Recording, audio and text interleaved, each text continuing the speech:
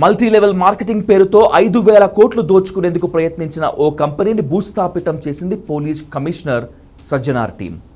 ఈ chain business fraud చేసేవాళ్ల ధైర్యం ఏంటో తెలుసా? విషయం బయటకు తెలిసి విచారణ జరిగేలోపు దోచుకున్న మొత్తాన్ని సేఫ్గా దాచుకోవచ్చు అని. కానీ ఈసారి పోలీసులు వాళ్లకు ఆ గ్యాప్ ఇవ్వలేదు. హమ్ గర్మే గుసేగా బి ఔర్ మారేగా బి అన్నట్లు సైలెంట్గా కంపెనీ మెడకు ఉరితాడు బిగించి డైరెక్ట్గా 18 రోజుల్లోనే క్లోజ్ చేశారు.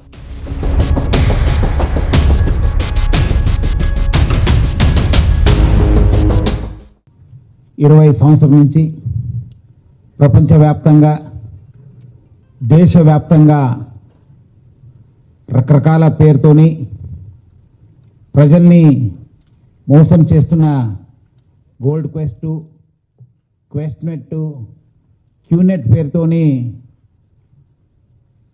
1,000 కోట్లు మోసం చేసినారు. లక్షాది మంది ప్రజల్ని ముంచేశారు. లక్షల్లో బాధితులు ఉన్నారు.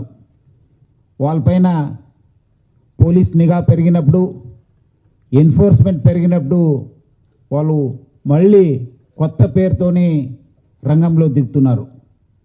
అట్లానే వాళ్ళు రకరకాల పేరుతోనే మొదటిగా గోల్డ్ క్వెస్ట్, తర్వాత క్వెస్ట్నెట్, తర్వాత క్యూనెట్, ఇట్లా పేరు మార్చుకుంటూ సేమ్ బిజినెస్ సేమ్ మోడల్తోనే ప్రపంచవ్యాప్తంగా దేశవ్యాప్తంగా బిజినెస్ చేస్తూ రావడం జరిగింది.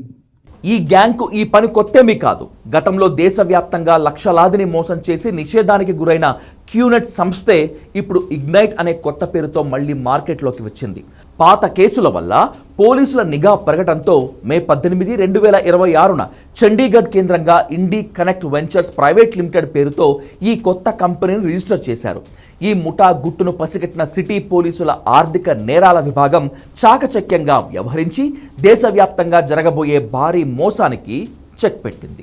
జూన్ 5, 6 తేదీల్లో పోలీసులకు వచ్చిన 3 ఫిర్యాదులతో ఈ మొత్తం స్కామ్ బయటపడింది. 3 బాధితుల నుంచి ఈ ముఠా మొత్తం 1,87,000 వసూలు చేసింది. 3 బాధితులను బుట్టలో వేసుకోవటానికి 3 రకాల పద్ధతులను వాడారు.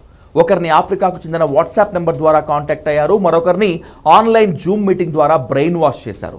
ఇంకొకరిని పంజగుట్టలోని హైదరాబాద్ సెంట్రల్ మాల్లో డైరెక్ట్గా కలిసి నమ్మించారు. రూట్లు వేరైనా టార్గెట్ ఒకటే. ఈ 3 డబ్బులు కోల్కతా భవానీపూర్ బ్రాంచ్లోని పారస్నాథ్ మెర్కంటైల్ ప్రైవేట్ లిమిటెడ్ అనే ఓ బ్యాంక్ అకౌంట్లో జమ అయ్యాయి. దీనిపై కమిషనరేట్ పరిధిలోని 3 వేర్వేరు ఎఫ్ఐఆర్లు నమోదైనా ఇదంతా ఒకే ముఠా పని అని సిసిఎస్ పోలీసులు గుర్తించి దర్యాప్తు స్పీడప్ చేశారు.